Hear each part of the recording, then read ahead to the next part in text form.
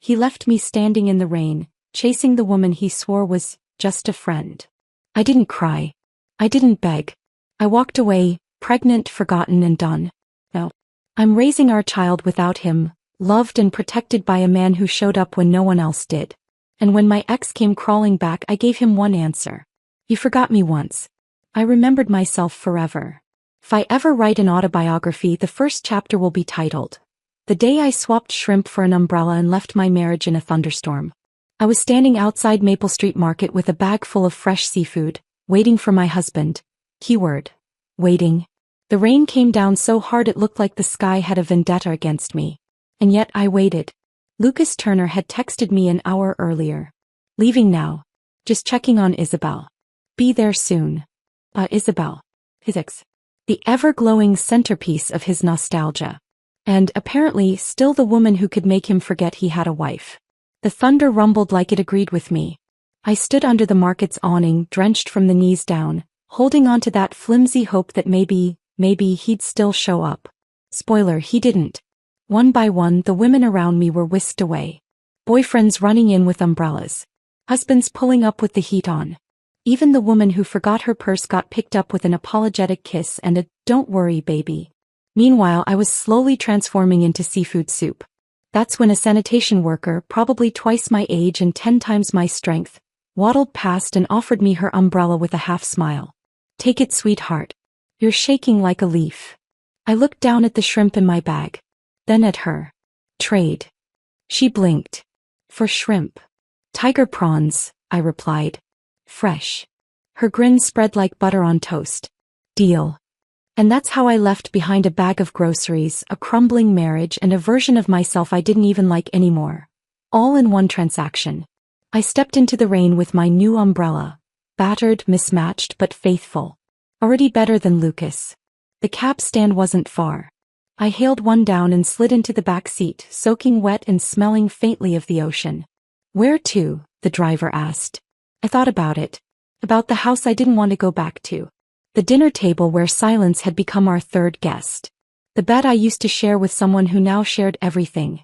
Attention, time, maybe even his heart. With someone else. Airport, I said. Fast. Inside the terminal, the flight board flickered with names I didn't recognize. Tokyo. Cape Town. Seaforth. Seaforth? I had no idea where that was. Sounded coastal. Quiet. Far from Lucas Turner and his never-quite ex Isabel. Perfect. I booked the earliest flight to Seaforth one way. No checked bags. No goodbye note. Just me and the weight of 3 years of marriage soaked into my skin. My phone buzzed again, Lucas. I stared at the screen until the call faded. Then it buzzed again. I laughed under my breath, a sharp little sound that made the lady beside me clutch her pearls. He remembered.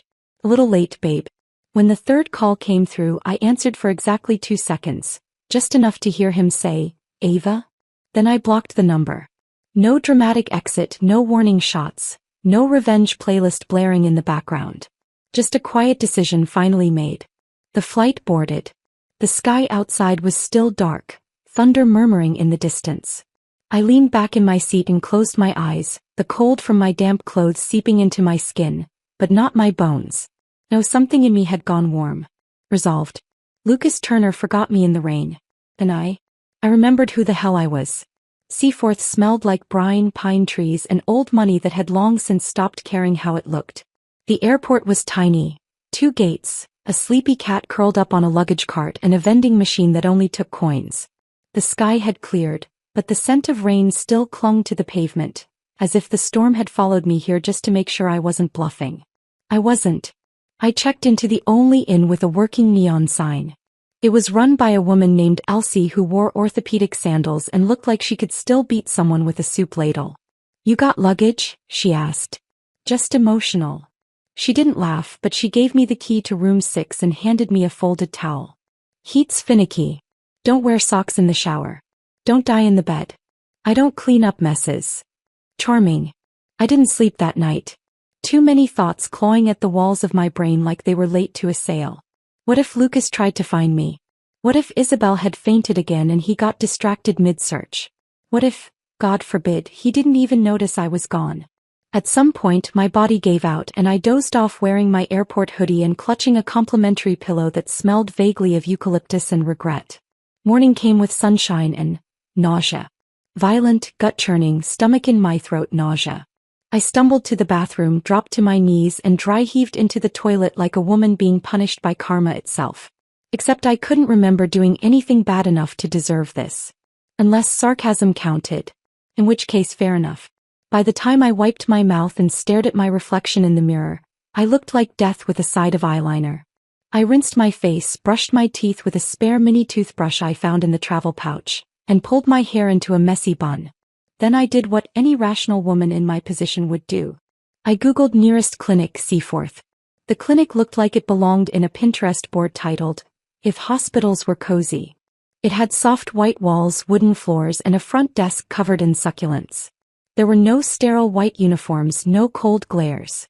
Just the hum of ceiling fans and a scent I couldn't place. Something between lavender and lemon cake. Name? The receptionist asked, not looking up. Ava Morgan. First visit. First time running away to a fishing town in the middle of a storm because my husband forgot me for his ex-girlfriend? I offered sweetly. She blinked. So, yes. Yep. He handed me a form. The nurse will call you in shortly. 10 minutes later, I was sitting in a small room with my knees drawn up and a paper sheet covering my thighs when the door opened. And the man who walked in made me briefly forget why I was there. Broad shoulders. Rolled up sleeves on his lab coat. A stethoscope casually slung around his neck like it belonged there. Which, to be fair, it probably did. He had that disarming kind of face. The one that made you feel like you could trust him with your medical chart and your childhood trauma. "I'm Dr. Noah Bennett," he said with a smile that somehow didn't feel forced. "You're Miss Morgan?" "Guilty," I said, narrowing my eyes slightly. "You don't look like a small-town doctor. You look like you teach women's yoga on the weekends." He chuckled. "I do Pilates. Close enough." Damn. Sense of humor too? Dangerous. He scanned my chart, flipping pages casually. "Says here you've been nauseous for 2 days with fatigue and dizziness." I said, arms crossed.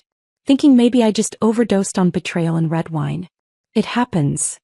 He looked up, mildly amused. "You live here in Seaforth?" "Nope. Just visiting. Taking a break from my old life." "Extended break?" "That depends. You hiring?" He laughed. "I could use someone to help organize the patient files." I was thinking more like food critic or seashell collector. "I'll keep your resume on file." Something about him disarmed me, and not in the slick Lucas Turner kind of way. Noah didn't look through me or past me. He looked at me. Like I wasn't someone's temporary stand-in or a forgotten lunch appointment. "I'll run some routine blood work, but I'd also suggest taking a pregnancy test," he said gently. I stiffened. His tone didn't change. "It's standard with nausea and missed cycles. Just to rule it out." "I haven't missed anything," I lied smoothly. He nodded, unaffected. "Still good to check." I hesitated. Not because I didn't suspect it, but because saying yes meant confronting the possibility that I was about to carry Lucas Turner's child. Which, yikes. Still I gave a small nod. "Fine. But if I am, you owe me cake." He grinned. "Deal." After the tests were done, he handed me his business card. "If you're staying in town and want to follow up, my clinic line is on the back." "Do I get cake if I test negative too?" I teased. "I'll upgrade you to pie." "Doctor, I think I'm falling for you." He laughed again. "That's probably the dehydration talking." Maybe it was. Or maybe, for the first time in months, I just felt seen. I stepped outside, the breeze tangling through my hair, and looked up at the cloudless sky. The same sky that had spat on me yesterday. Today it seemed gentler.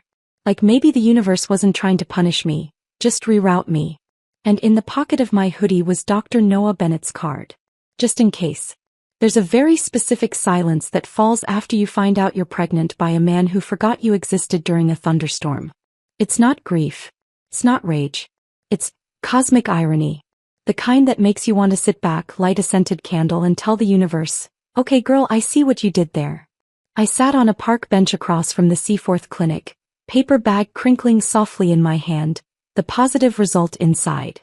The test had confirmed it. I was, in fact, growing a small human inside me. One with absolutely terrible taste in fathers so far. Well, I murmured to my stomach, guess it's you and me now, shrimp. I called it shrimp because according to the little pamphlet in the bag, that's the size it was. 7 weeks in and already causing drama. Figures. My child. Noah called later that afternoon to check in. I ignored the call at first. Not because I didn't want to hear his voice, it was a nice voice, deep and steady like it wouldn't flinch when things got loud, but because I didn't trust myself not to blurt out, so, if I keep this baby, want to help me name it after a pasta shape? I waited an hour then texted him back. I'm fine. Also, congratulations. You were right. Don't get smug. I'm fragile and sarcastic. He replied instantly. Never smug. Always available. Want soup? Soup? This man was weaponizing gentleness and it was dangerously effective. I didn't say yes to the soup. But that night it showed up anyway. Delivered to the inn by a delivery boy who looked like he feared I'd bite him. Which was fair. My hair was wild, I was barefoot and my mood swung like a wrecking ball. Inside the bag was a container of miso broth, a pack of saltines and a note. You're allowed to be angry, Ava. You're allowed to be everything. Eat something anyway. And, damn him. I ate it all. The next morning I woke to a knock on the door. I padded over barefoot thinking it was Elsie with more towels. I opened it. And there he was. Lucas Turner. Hair tousled just right. Wearing the same navy coat I once complimented at a gala. He looked polished, tired, and deeply out of place on a wood-planked porch in small town nowhere. He also looked scared. Good. Ava, he breathed, stepping forward. I stepped back. Wrong house, I said. Don't do that. Please. Oh, I'm sorry. Were you expecting a warm hug and fresh seafood? Because you kind of missed the chance to earn either of those things. He flinched. I'm here to talk. To fix things. Lucas. I crossed my arms. You left me standing in the rain. Not metaphorically. Literally. That's the kind of thing that doesn't get fixed with a talk. She collapsed, he said, eyes narrowing. Isabel. At her mother's grave. I tilted my head. How tragic. I guess that makes forgetting your wife in a storm socially acceptable now. He ran a hand through his hair. I panicked. No, Lucas. Panicking is when you burn dinner and open a window before the fire alarm goes off. What you did was a choice. He looked at me then, really looked. At the dry lips. The shadows under my eyes. The slight curve of my hand over my stomach, even though I wasn't doing it consciously. His gaze sharpened. You're pregnant, he said softly. I didn't answer. You're carrying my child? I stared him down. I'm carrying a child. The rest of that sentence depends on how you behave from now on. He blinked, stunned. Good. Let it sink in. Lucas tried to step inside. I blocked the door with my foot. Don't. You don't get to walk in just because now there's something you think you want. I'm not a vending machine. You don't press the baby button and earn back a wife. He exhaled shakily. Ava, I didn't know. If I had. Oh, if you had what? Picked me up? Said a few kind words? Held my umbrella like a hero in a Netflix rom-com. I narrowed my eyes. Here's the problem, Lucas. You only remember me when someone else lets go. Silence. For the first time since I met him, Lucas Turner didn't have a comeback. That afternoon, Noah called again. I answered this time, standing in the inn's garden, trying to shake off the emotional residue of my confrontation. Hey, I said. Hey, he replied. You okay? Nope. But I'm upright and using full sentences, so I call that progress. He chuckled.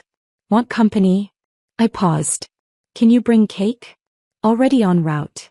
He showed up 20 minutes later with lemon cupcakes, 2 bottles of sparkling water, and an energy that didn't push, didn't pry, just existed. We sat on the porch steps, side by side, the sun setting over the Seaforth rooftops. I glanced at him, licking icing off my thumb. You always like this? Or do I just bring out your nurturing side? He grinned.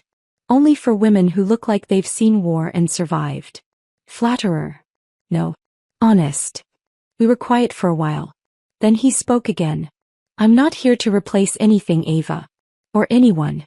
But if you ever need someone who actually shows up, rain or shine, I'm around. My heart did a stupid little stutter. You make promises like that to all the emotionally wrecked women who eat cake on your porch? No, he said.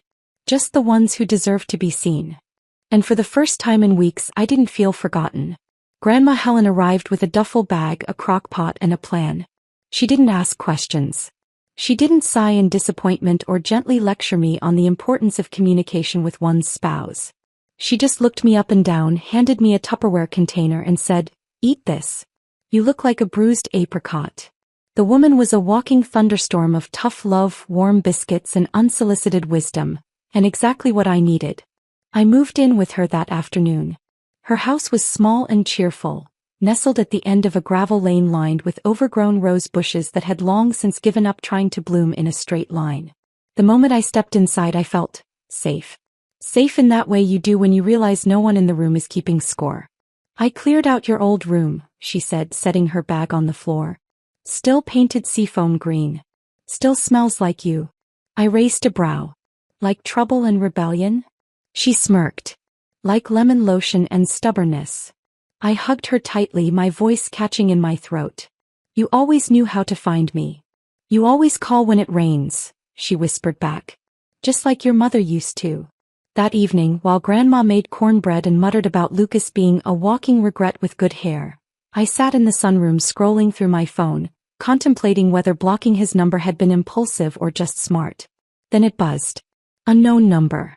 I should have ignored it, but instead I answered. "Ava." The voice slithered through the speaker like perfume through velvet. "It's Isabel." I didn't respond.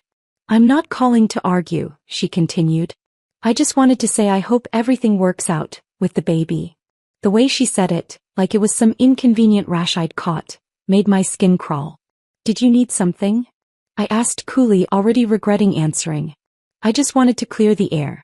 Lucas and I, what we had, it's complicated." "And, you're a good person," she added, her tone fake sweet and venom-laced. "You're strong. That's why he chose you." "He didn't choose me," I corrected. "He forgot me. There's a difference." There was a pause. "I suppose you'll keep the baby?" she asked, voice dipped in mock concern. "Of course," I said. "One of us has to be capable of unconditional love." Her voice faltered. "Ava, don't turn this into a war."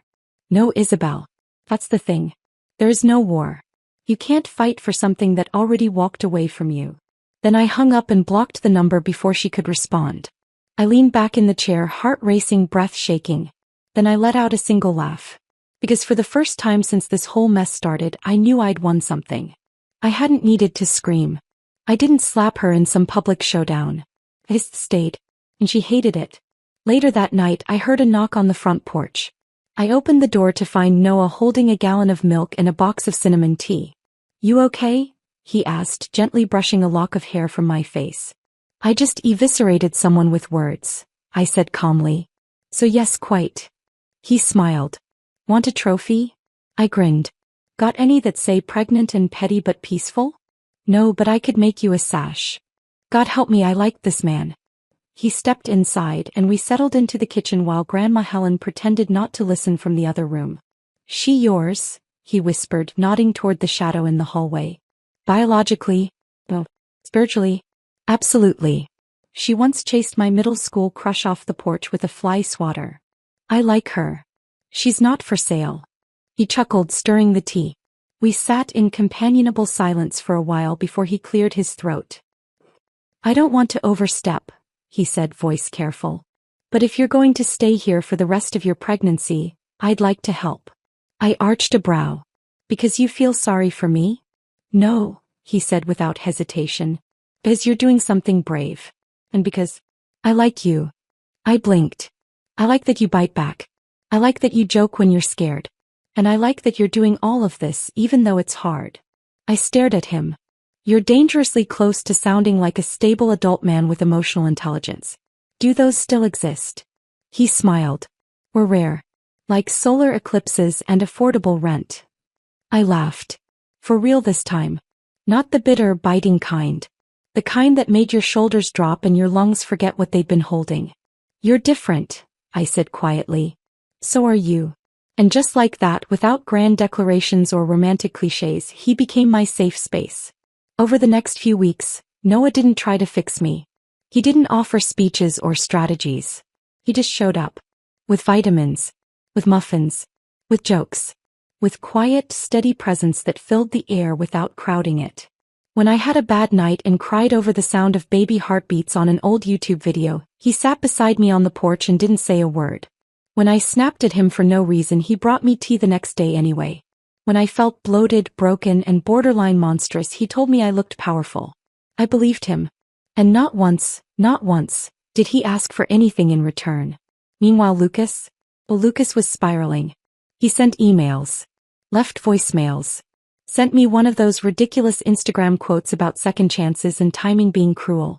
He even showed up outside Grandma Helen's house one morning, looking like a rejected soap opera character.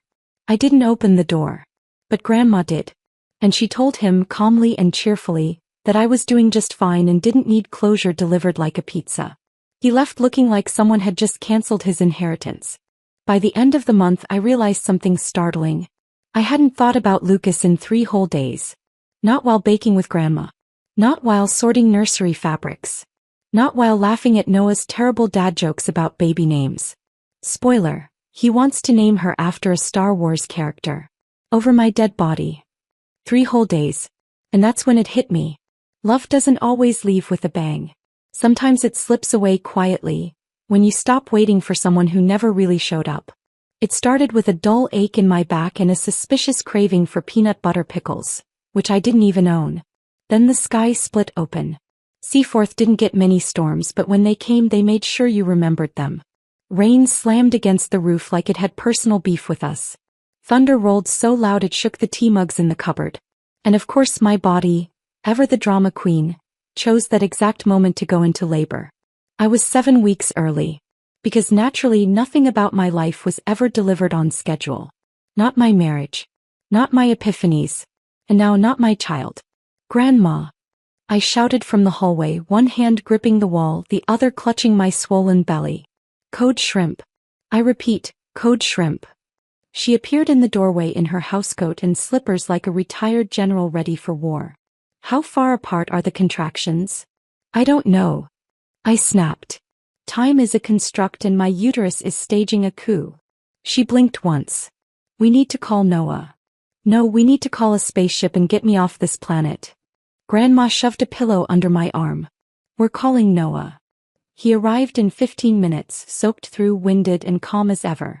His shirt was clinging to him, glasses fogged up, stethoscope already around his neck. And just like that, the world didn't feel quite so terrifying anymore. I was just thinking of texting you, I said between breaths. You always know how to make an entrance, he murmured, already checking my vitals. How far apart are the contractions? Close enough to make me hate you. Good. That means you're progressing.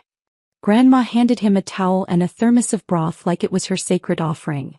Don't let her scream herself unconscious. He smiled at her. I've got her.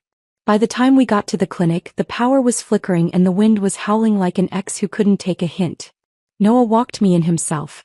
No nurse, no stretcher. Just him and his arms and his stupidly steady heartbeat as I leaned against his chest and hissed through another contraction. Hey, he whispered, brushing damp hair from my face. You've done harder things than this. Name one. You married Lucas Turner. He had a point. The clinic was empty except for one nurse and a receptionist who looked 5 minutes away from quitting. But Noah didn't flinch. He moved like clockwork. Efficient, focused, reassuring. He held my hand through every spike of pain, whispered encouragement into my ear that didn't sound rehearsed or dramatic, and when I screamed that I hated everyone, he just said, "That's fair." I didn't realize I was crying until I felt his thumb brush beneath my eye. You're almost there, Ava. I'm scared. He looked me dead in the eyes. You don't have to be. I'm here. I'm not going anywhere. And I believed him. For hours later, I heard the sharp wail of a baby piercing through the storm outside. A nurse held her up like a fragile sunrise. Tiny. Wrinkled. Angry. Just like her mother. Congratulations, Noah whispered. You have a very loud daughter. I couldn't speak. I was too busy falling apart and falling in love at the same time. Noah cleaned her up, cradled her gently and walked her over to me. I reached out, trembling. She blinked up at me like she already knew I was a mess and had decided to love me anyway. Hi, Shrimp, I whispered, voice breaking. Noah stood quietly beside us. Have you named her yet? He asked softly. I looked down at her and then up at him. Lila, I said. Lila Morgan. He nodded. It's beautiful. She's going to be too, I said. Strong. Soft. Sass and soul in one package. Just like her mom. It should have ended there. Cue the slow fade to black in a piano montage. But no. The universe, still addicted to irony, sent a new knock at the clinic door just as the storm began to wane. And of course it was Lucas. He walked in, drenched and disheveled, like a man who'd finally realized he missed the train, the plane, and the damn bus. I want to see Ava, he said to the nurse. Noah stepped into the hall, blocking him completely. She just gave birth, he said, voice calm but cold. She doesn't need a scene. I'm the father. Noah didn't flinch. No. You're the reason. There's a difference. Lucas's eyes narrowed. You're just her doctor. I'm the one who was there. When it mattered. Lucas shoved him. It wasn't hard. It wasn't violent. But it was enough. Noah stepped back without responding. He straightened his coat, looked at the nurse and said, Call security. Lucas's voice cracked. I just want to see my daughter. Noah met his eyes. You had 100 chances to show up. This isn't one of them. I watched it all from the doorway, holding Lila in my arms. My daughter stirred gently. As if she too could feel the storm had moved indoors. I walked forward. Lucas froze. His eyes softened the second he saw her. Ava, he whispered, please. I didn't raise my voice. I didn't need to. Don't beg now, I said, tightening my grip on my daughter. The only thing you ever did fast was forget me. He stared at me like he didn't recognize who I'd become. And he was right. He didn't. He had missed the rebirth. Not mine. Ours. I turned to Noah. Can you take her for a minute? I asked. He reached out without question, cradling Lila like she belonged right there against his chest. And in that moment she did. Lucas looked between us, eyes flickering with the kind of regret you could choke on. But I didn't feel sorry for him. Because for once in my life I wasn't the one left standing in the rain. I was the one holding the umbrella. The first night home with a newborn is a special kind of chaos. It's 2 a.m. diaper explosions, tiny screams with opera-level range, and the kind of hormonal crying that comes from dropping a pacifier on the floor and feeling like a global failure. But Lila? She was perfect. Not quiet. Not calm. Just perfect. Noah drove us home from the clinic in his old Jeep, which smelled like cedarwood and stubbornness. Grandma Helen sat beside me in the back seat, swaddling Lila like a pro while I stared at my daughter in disbelief. How do you feel? Noah asked. Like my insides just reenacted a demolition derby, I replied. Also, I think my hip has shifted into another zip code. He chuckled. That's normal. For the next 6 weeks, everything will hurt. But you'll heal. I know, I said. It's just weird to feel so broken and so full at the same time. He glanced at me through the rearview mirror. You're not broken. I didn't answer. But I smiled a little. Because for the first time I wasn't sure I believed it either.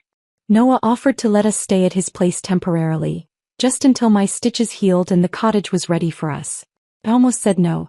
But then I looked at the guest bedroom, already set up with a bassinet, a rocking chair and a nightlight shaped like a moon. There were soft blankets, herbal teas and a whiteboard on the fridge that said, Feed baby. Hug Ava. Repeat. I didn't say no. Noah was ridiculous. He made me breakfast every morning even when I insisted I could live off toast and juice. He stocked the freezer with soup, the cabinet with granola bars, and the windowsill with sunflowers from the farmer's market. He held Lila like she was made of stardust and glass. He talked to her like she understood every word. He read her bedtime stories in his deep, soothing voice, even though she was 3 days old and mostly fascinated by ceiling fans. And he never not once tried to make it about him. No martyr complex. No, I'm such a good guy energy. Just presence. Uncomplicated, unwavering presence. Meanwhile Lucas? Oh, Lucas was unraveling. His PR team tried to spin his absence from the company as a personal leave of absence for family matters. But the gossip blogs weren't buying it.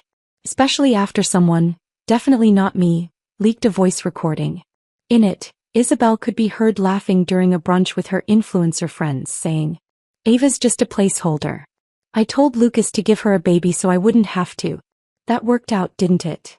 5. The internet, as expected, exploded. Hashtags trended overnight. Hashtag shrimp baby. Hashtag forgot her in the rain. Hashtag Isabel exposed. Hashtag Team Ava. I didn't post anything. I didn't need to. When someone tries to bury you, sometimes the most powerful thing you can do is bloom. I watched it all from Noah's couch, wearing one of his oversized sweatshirts and eating almond cookies Grandma Helen brought by. You're really not going to respond? She asked, handing Lila a stuffed turtle. Nope, I said, popping a cookie in my mouth. Silence speaks louder than a 280-character roast. He grinned. So you're not going to tell the world about Lucas's back tattoo of Isabel's initials? Tempting, I admitted, but no. That secret dies with me. He cackled. That night after Grandma left, I found Noah on the porch, swaying gently in the rocking chair with Lila cradled against his chest. She was fast asleep, tiny mouth slightly open, tiny fists curled into his shirt. He looked up as I stepped outside, his features soft in the golden porch light. She fights sleep just like you do, he whispered. I sat beside him. She likes your voice.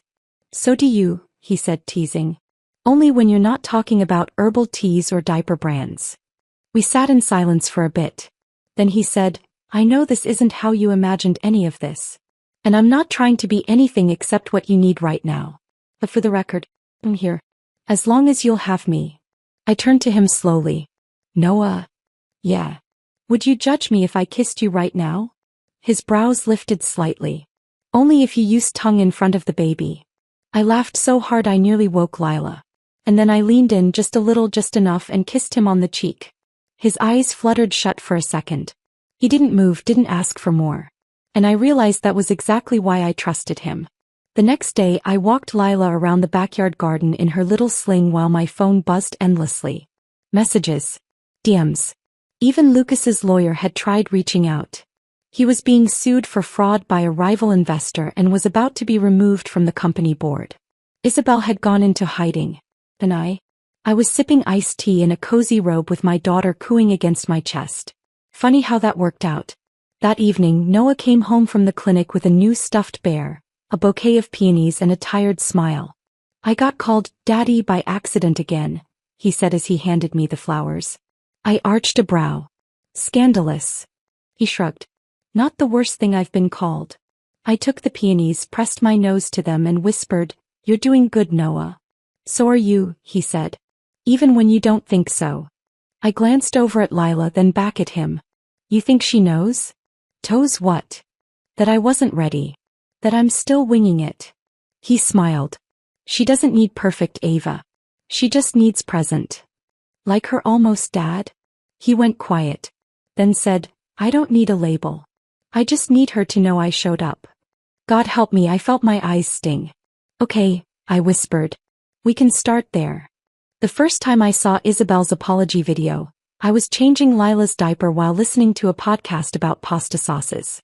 Not exactly the glamorized mom moment the world posts on social media. But hey, we were thriving. The video popped up in my notifications. Isabel Vincent breaks her silence. I was manipulated too. I stared at the thumbnail. She looked puffy-eyed, dramatically lit, wearing what was probably a $600 silk robe designed to look casual. Her caption read, From one woman to another, Ava. I'm sorry. I paused the podcast. Lila gurgled up at me as if to say, not this chick again. You're right, shrimp, I muttered, clicking play. Let's see what the Academy's missing out on. The video was 6 minutes long. 5 of those minutes were Isabel subtly blaming Lucas, crying pretty tears, and insisting that she'd only ever wanted peace and happiness for everyone involved. The last minute? Her begging for people to stop sending her hate. Cancel culture isn't justice, she sniffled. Ava deserves her voice. But so do I. I blinked. Oh, sweetie, I murmured. You had a voice. You used it to gloat over brunch. That same day, Noah walked in from the clinic holding a bag of groceries and a knowing smirk. She's trending again, huh? Faster than mold on a forgotten sandwich, I said, tossing my phone onto the couch. Let me guess. Vague accountability, excessive contour? Dead on. He chuckled. I can't decide if I want to punch her or just write her a passive-aggressive Yelp review. I laughed louder than I meant to. Lila kicked happily in her little bouncer. I'm serious, he continued, unloading oat milk and baby carrots. You could write a memoir. Forgotten in the Rain, the Ava Morgan story. I'd rather not immortalize them, I said. Lucas and Isabel deserve to fade into irrelevance, not go viral. Noah paused. Except, they won't. I looked at him. You're a story now, he said gently. Whether you want it to be or not. The media's running with it. The leaked clip, the baby, your silence. They're painting you like some mystery heroine. The world's asking what you're going to do next. 2 days later I found out he was right. A producer from a major talk show emailed me directly. We'd love to offer you a platform to speak your truth, Ava, on your terms. I stared at the message. Truth. On my terms. Not through Lucas. Not through public assumptions. Just mine. I chewed on it for hours, flipping the baby monitor on and off while Lila slept and the house stayed silent. Grandma Helen said, say yes. You've stayed quiet long enough. Noah said, only do it if it feels like healing, not revenge. I wasn't sure what it felt like. But I said yes. The interview aired live. The host was warm, poised, and didn't once ask about losing my man. Which I appreciated. He asked about motherhood. About moving towns. About silence, grief, and how betrayal felt when it came not from strangers, but from people who once kissed your forehead goodnight. I told her the truth. That I had loved Lucas. That I had wanted to believe in Isabel. That I had blamed myself. That I had almost stayed. That I had almost given them the happy ending they didn't deserve. And then I said this. They thought I was weak because I was soft. But softness is not weakness. It's the choice to remain kind in a world that tried to break me. And I'm still here. Still kind. But I won't be quiet anymore. The response was instant. Thousands of women flooded my inbox with their own stories. Some painful. Some victorious. Some still in the middle of the storm. I wasn't a hashtag anymore. I was someone's reminder that walking away isn't failure. It's survival. Meanwhile Lucas? Not doing well. He was officially ousted from his firm. His board seat replaced by a junior exec he used to mock for drinking oat lattes. His assets were frozen pending investigation. His name trended daily and not in the sexy brooding CEO way. One particularly savage article titled, "The Man Who Forgot His Wife, Then Forgot His Career" went viral. Isabel deleted her socials after her brand sponsorships dropped her one by one. Turns out women don't like it when you mock motherhood, gloat over stealing someone's man, then cry when consequences arrive. Tucker. But here's the part that mattered to me. I no longer felt anything. No anger. No spite. Just a detachment. Which honestly is the purest form of freedom. One night, after Lila fell asleep in her crib wearing an owl onesie 3 sizes too big, I found Noah in the living room fixing a drawer that didn't even belong to him. You do realize this isn't your house, right? I teased. He looked up and smiled. It's got your tea mugs and your kids' onesies in the dryer. Feels like home. I leaned on the wall, heart thudding in a way I hadn't let it thud in months. Noah. Yeah. Are you really this good or just a master illusionist? He stood, crossed the room and stopped right in front of me. I'm not perfect, he said, his voice low. But I show up. Every day. And I want to keep doing that, with you. If you'll let me. I stared at him. Then said, I haven't even had time to shave my legs. He smiled. I'll bring razors. And then very softly he kissed me. Not rushed. Not demanding. Just the kind of kiss that says I'm here. I'm staying. Some people measure their healing by how long it's been since they cried. I measured mine by how many mornings I woke up without flinching at the sound of a text message. These days. I woke up to baby babble, the smell of cinnamon toast, and the low hum of Noah singing off-key in the kitchen. If that wasn't healing, I didn't want it. We stayed in Seaforth. Noah built me a wooden sign for my little boutique cafe, carved by hand and painted in soft gold script. The nest, coffee, books and baby hiccups. Grandma Helen came by every day to babysit and supervise inventory, which was code for rearranging the pastry case and smuggling lemon squares into her purse. Lila had her own spot near the counter. A corner filled with soft blankets, plush animals and a rotating audience of retired schoolteachers and sleepy toddlers. I had a community now. A real one. And as I handed oat milk lattes to strangers and watched my daughter kick her feet in her bassinet, I realized this life, this quiet, sacred, humble life, was the one I should have been dreaming of all along. Lucas tried to see me one last time. He came to the cafe near closing, wearing a sweater that was trying too hard and an expression that wasn't sure if it should be apologetic or charming. I knew he was there before I turned around. It's a weird thing, how your body still senses a person who once shattered you. Ava, he said gently. You look beautiful. I didn't smile. You look like someone who read a lot of self-help books too fast. He flinched. I deserved that. Did you come to order a drink or just memories? He sighed. I came to say goodbye. I leaned on the counter, arms folded. Then say it. I miss you. I miss what we had. I let out a soft laugh. You don't miss me, Lucas. You miss who I was when I still needed your approval. That version of me is gone. He looked away, jaw tight. You're not even going to hear me out? I heard everything I needed to the day you left me standing in the rain. You just didn't realize the silence was my answer. He reached into his coat pocket and pulled out a small box. I had this made, before everything. I was going to propose. I didn't take it. I already said yes, to myself. And that's the only proposal that mattered. He left it on the counter. And I left it in the trash. That night Noah and I took Lila for a walk. It was drizzling, just enough to scent the air and make the sidewalk shimmer. We shared an umbrella, Lila wrapped between us in a sling, snoring softly. You okay?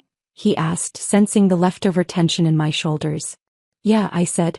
Lucas came by. He paused. Do I need to fight him? Or just publicly humiliate him again? I smiled. Neither. He's already been outloved. Noah squeezed my hand. I never thought I'd be here, I said softly. Raising a child. Running a business. With someone who actually listens when I speak. You deserve all of it, he said. And more. We stopped under a street lamp. I looked up at him, at this steady, kind, flawed, wonderful man who had never once asked me to be anything other than exactly who I was. Noah. Yeah. Will you help me raise her? His eyes softened. Only if I can do it as her dad. I blinked. Not her stepdad, he continued. Not your boyfriend's weird roommate. Her dad. The man who teaches her how to ride a bike and shows up to every recital and warns boys that her mom once threw a lamp at a man's car. I laughed, choked up and messy. You know it was a travel-sized lamp, right? He grinned. Still counts. I kissed him then, under the soft glow of the streetlight, our daughter nestled between us, the rain washing everything else away. We didn't need vows or witnesses. We had cinnamon mornings, 3 a.m. feedings, warm socks and shared glances that said, you're not alone anymore. That was enough. 6 months later. The cafe was thriving. Lila had 2 teeth, a fierce waddle, and a terrifying ability to charm the grumpiest old men with a single giggle. Noah had officially moved in. So had his bookshelf, his toolbox and his tendency to leave half-drunk mugs of coffee in random places. Grandma Helen called us, my favorite little mess. I wore it like a badge of honor. One rainy afternoon, I watched Lila press her palms against the cafe window as water dripped down the glass. She stared in awe, mesmerized by something most adults had grown numb to. And I realized something. I wasn't afraid of the rain anymore. Because this time I wasn't forgotten.